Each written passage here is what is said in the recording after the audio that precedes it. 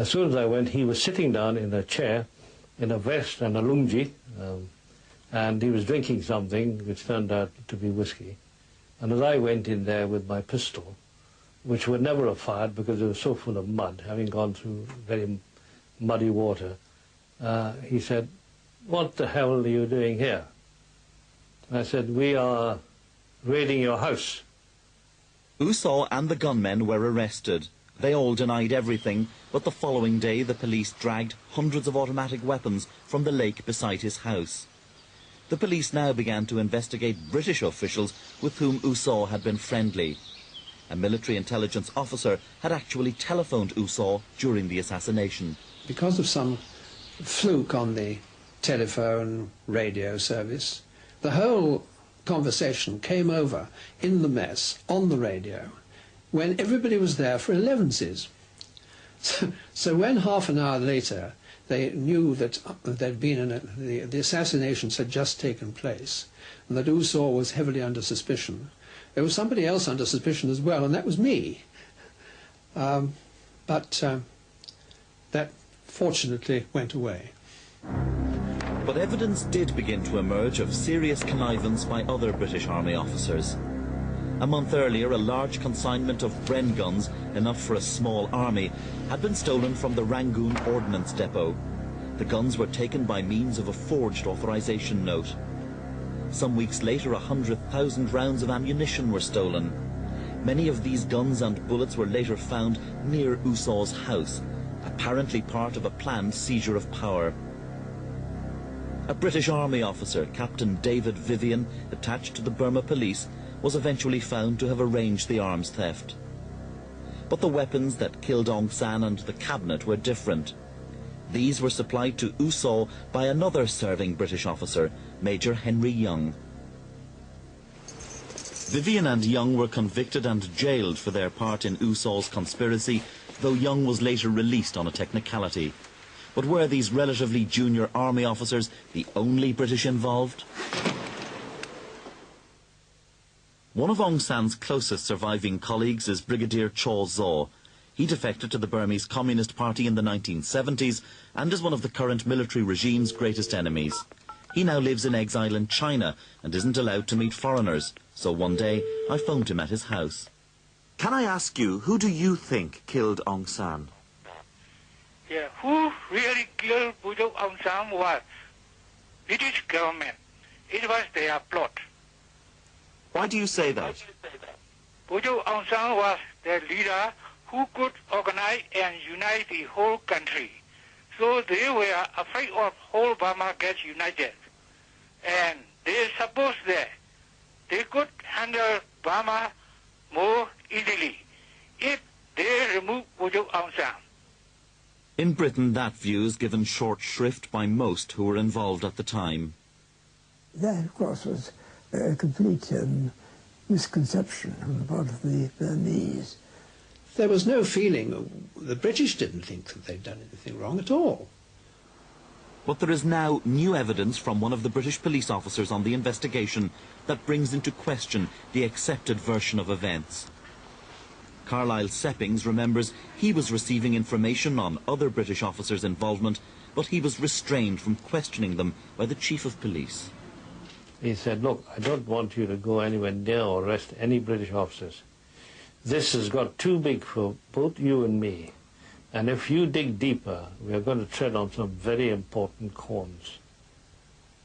Just 5 months after Aung San was killed, Winston Churchill made some damning remarks about him in the House of Commons during the debate on Burmese independence, a debate in which, incidentally, Churchill and the Conservatives opposed the granting of independence. It was an extraordinary comment, coming as it did so soon after Aung San's brutal murder.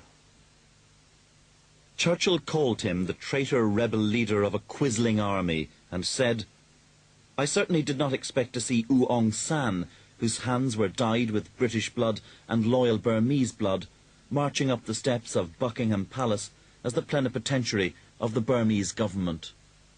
Well, Winston Churchill didn't kill Aung San, though he clearly loathed him. But to find out who may have been pulling the strings back in London and why they so hated Aung San, we need to go back to the start of Aung San's turbulent political career. When Aung San came to study at Rangoon University in 1932, Burma had been fully conquered by Britain for not quite 50 years. The country was ruled as a province of the far larger imperial concern, India. But in 1935, in response to a rising tide of nationalism, London agreed to give Burma separate status. For many, like 20-year-old Aung San, it was not enough. I think the ambition of most university students at that time was to become members of the civil service or to become professionals.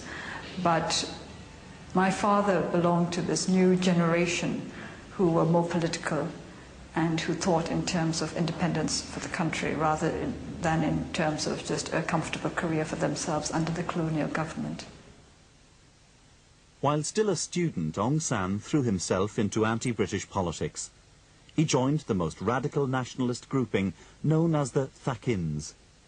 The Thakin organization was formed because in those days, British authorities liked to be addressed as Thakins, masters, by their subordinates. So all these Thakin leaders claim that we are the masters of our country, so you are not masters. The Thakins led strikes and demonstrations all over Burma, but as World War II approached, they were still no closer to achieving independence.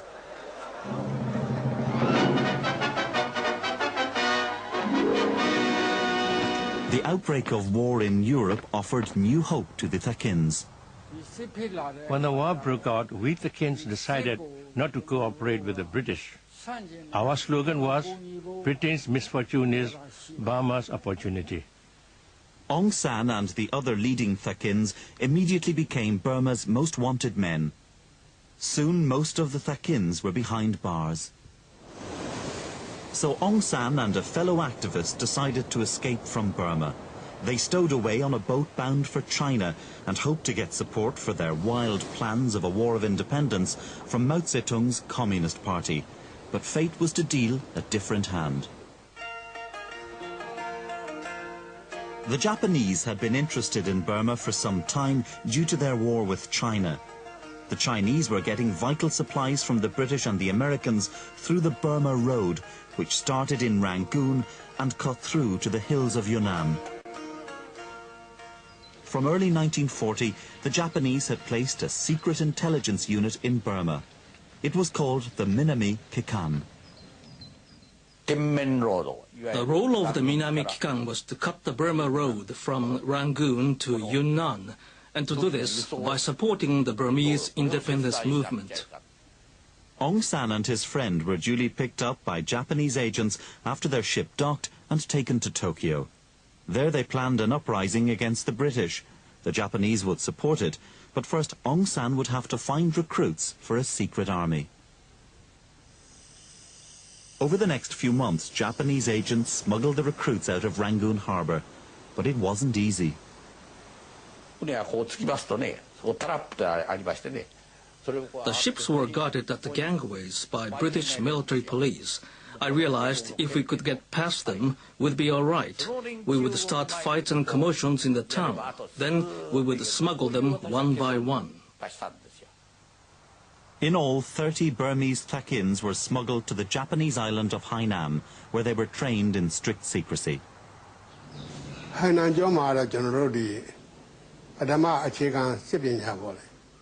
In Hainan, we learned basic military training. The Japanese trained us in 3 areas: combat and warfare, intelligence, and administration. However, the plan to re-enter Burma secretly and organize an uprising against the British kept being postponed for fear of jeopardizing Japan's far wider plans for a war throughout Asia. All became clear on December 7th, 1941.